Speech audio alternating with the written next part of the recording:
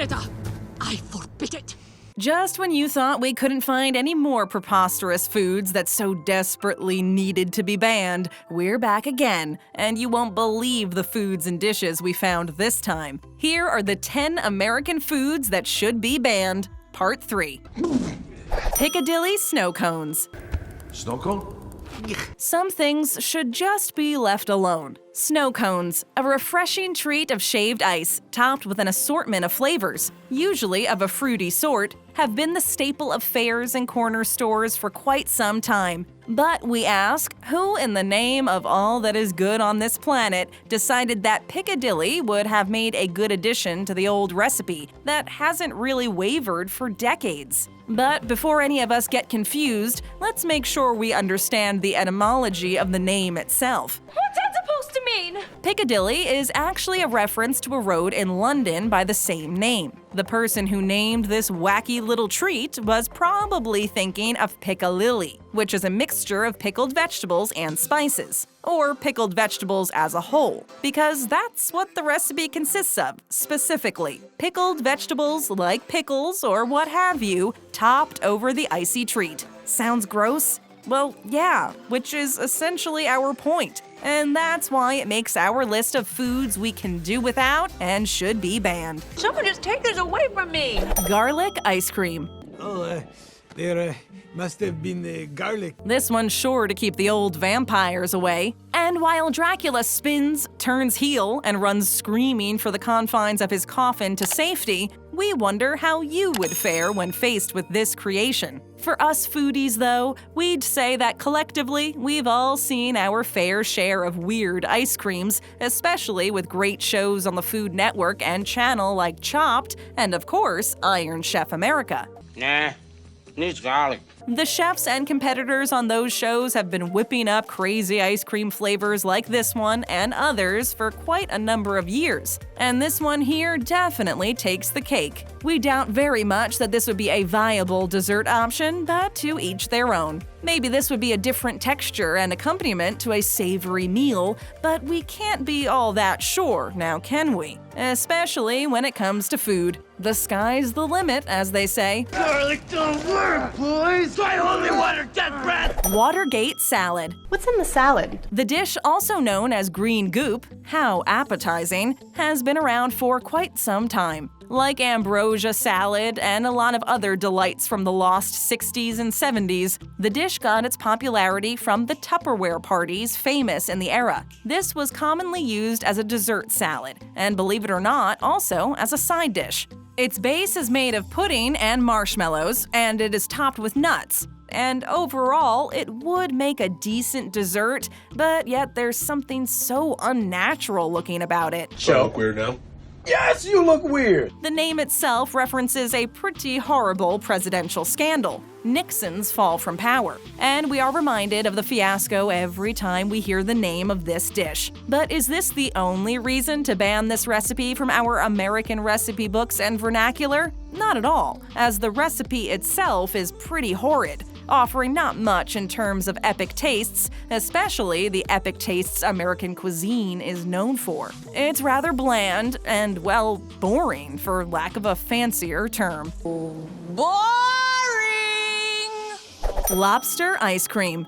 Dial 911, it's the Lobster Squad. And speaking of crazy ice cream recipes, we had to include this odd flavor as well. Who doesn't like a nice lobster tail grilled to perfection, topped with some garlic breadcrumbs? Sounds great, right? Particularly when served right next to a delicious steak. But lobster ice cream? Really? As hard as it is to imagine, this particular flavor is available to one and all at Ben & Bill's Chocolate Emporium, as well as other locations. They, in particular, have been churning and serving this awkward flavor since 1988. The fact that it's still on the menu must mean something, shouldn't it? But do we dare try it? That is the eternal question, and one that as foodies can keep us up most nights, thinking about that one thing we haven't yet tried. So if you are curious, you can head over to Maine, of course, and try some of this stuff. But if you ask us, we could do without this ice cream flavor as well as other crazy flavors. Whatever happened to simple chocolate and vanilla? Can I have a vanilla sundae with hot fudge? Potato flake chocolate milk. I don't like milk. There are, in fact, so many other ways to enjoy a large, cold glass of chocolate milk. First of all, you've got your standard real milk, but if you can't tolerate fresh milk, there are a magnitude of other options that'll do the trick quite nicely. Specifically, we've got almond milk, which is a really great substitute, and oat milk as well. And to these options, chocolate syrup or powder can be added, thus creating the chocolate milk that so many of us crave from time to time. Our question really is, though, did we really need another milk substitute? No way! No way! That's why this particular product, specifically Reed's Dairy Chocolate Milk, isn't a substitute at all. It contains real milk and cocoa with real potato flakes added to the mixture in order to achieve ultimate creaminess. Seems a tad redundant to us and looks to be a pretty weird way of glorifying the potato of all things. But wait a minute, the product is based out of Idaho. So that explains it. They are trying to push the potato on as many individuals as possible, aren't they? Convincing, or rather trying to convince everyone that'll listen, that potatoes kind of belong in everything. If you want a creamy glass of milk, just add ice cream and you'll get there. Trust us on that one, and leave the potatoes for frying, thank you very much. Potatoes. Deep fried Rattler. Snakes. Why did it have to be snakes? When traveling to the southern states of the beautiful U.S. nation, there are bound to be many interesting recipes, or rather variations of classic recipes we take for granted anywhere north of South Carolina. Snake, or rattlesnake in particular, is a delicacy in many southern states, and they were introduced into the diet of many Americans specifically out of necessity, either on hunting trips, camping trips when food was in shortage, or even by chefs wanting to make bold new advancements in their respective culinary careers. Regardless, this particular reptile made it to the cookbooks of many down in the Old South, and many would say for very good reason. Believe it or not, there are many that feel that rattlesnake is actually quite tasty.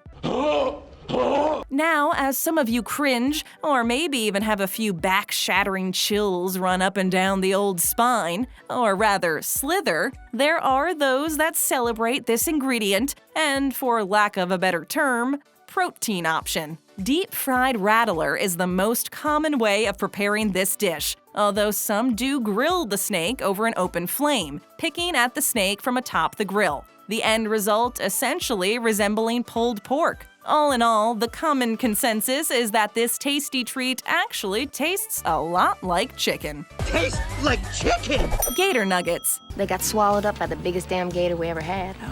And very much like our earlier entry of the deep-fried Rattler, this one would probably fall under the same category. It is offered in many southern restaurants, and by southern, of course we mean southern United States. This is definitely a popular dish in those areas, specifically the state of Florida. Gators and crocodiles are pretty popularly seen in the swamplands and, of course, the famed Everglades. There are so many reasons to ban this particular dish. One big one is, of course, for the conservation of these rare and beautiful animals. And the other is that this recipe is just oh so gross. Ow! The latter is an important reason, but the former is the most important of all. These animals are ferocious, but if left alone in their natural habitat, they are actually quite harmless, despite what Hollywood has told you over the long years. Besides, aren't there enough farm animals to provide us with tasty recipes? We'd think so, yeah. God, I hate these nasty things! The infamous garbage plate. A garbage plate is... Let me handle this. Well, you needn't go that far into the beautiful United States to sample this horribly named dish found in Rochester, New York. As it turns out, the particular place that serves up this slop is actually quite proud of this dish, and they do have a decent fan following. We'll pass, as the name ruins it for us, as does the look of it. But be our guest should you be courageous and curious enough to give it the old college try. The restaurant in question is known as Nick Tahu Hots. and has been in operation for a century, having opened its doors for the first time in 1918. The dish itself consists of fried potatoes, macaroni salad, baked beans, topped with the client's choice of protein, diced onions, and spicy mustard. The finishing touch is the house-flavored hot sauce. The dish is also accompanied with bread and, of course, butter. All in all, it's just too much, and the combined flavors are enough to induce a wee bit of sickness, if you ask us. Nick Tahu Hots can maybe start serving meatloaf or something, but please, if they name it the garbage loaf or something like that, we're running in the opposite direction. Thank you very much. Fermented fish heads. Fermented herring. This dish is popular in Alaska, that forgotten state to the north. The place where dog sledding and miles of frozen ground reign supreme. That's the home of many fish-based recipes, this one in particular. There are many variations of this specific recipe, however, but overall, the practice is quite common. The fish, any fish, is stored underground and allowed to ferment. After this process is complete, the fish is added to a plethora of recipes, specifically stews and the like. Oh my God! You mean you don't like it?